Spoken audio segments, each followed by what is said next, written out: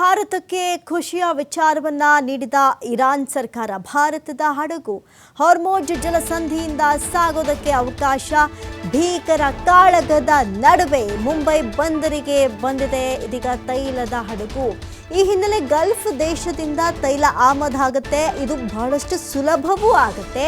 ಈ ಬಗ್ಗೆ ಇರಾನ್ ವಿದೇಶಾಂಗ ಸಚಿವರೊಬ್ಬರು ಮಾತುಕತೆಯನ್ನ ನಡೆಸಲಾಗಿತ್ತು. ಭಾರತ ವಿದೇಶಾಂಗ ಸಚಿವ ಜೈಶಂಕರ್ ಮಾತುಕತೆಯನ್ನ ಮಾಡಿದ್ರು.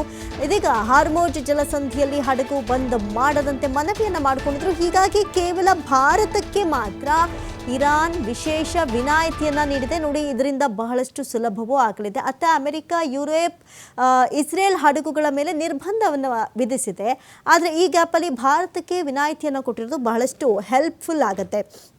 ಅದರಲ್ಲೂ ಕೂಡ ಇರಾನ್ ಇಸ್ರೇಲ್ ಯುದ್ಧದ ನಡುವೆಯೇ ಭಾರತಕ್ಕೆ ದೊಡ್ಡ ರಾಜತಾಂತ್ರಿಕ ಜಯ ಸಿಕ್ಕದಂತಾಗಿದೆ. ವಿದೇಶಾಂಗ ಸಚಿವ ಸುಬ್ರಹ್ಮಣ್ಯ ಜೈಶಂಕರ್ ಮತ್ತು ಇರಾನ್ ವಿದೇಶಾಂಗ ಸಚಿವ ಅಬ್ಬಾಸ್ ಅರಗ್ಫಿ ನಡುವಿನ ಮಾತುಕತೆಯ ನಂತರ ಆಯಾ ಕಟ್ಟಿನ ಹಾರ್ಮುಜ್ ಜಲಸಂಧಿಯ ಮೂಲಕ ಭಾರತೀಯ ತೈಲ ಹಡಗುಗಳನ್ನು ಸಾಗೋದಕ್ಕೆ ಇರಾನ್ ಇಲ್ಲಿ ಅನುಮತಿಯನ್ನ ನೀಡಿದೆ.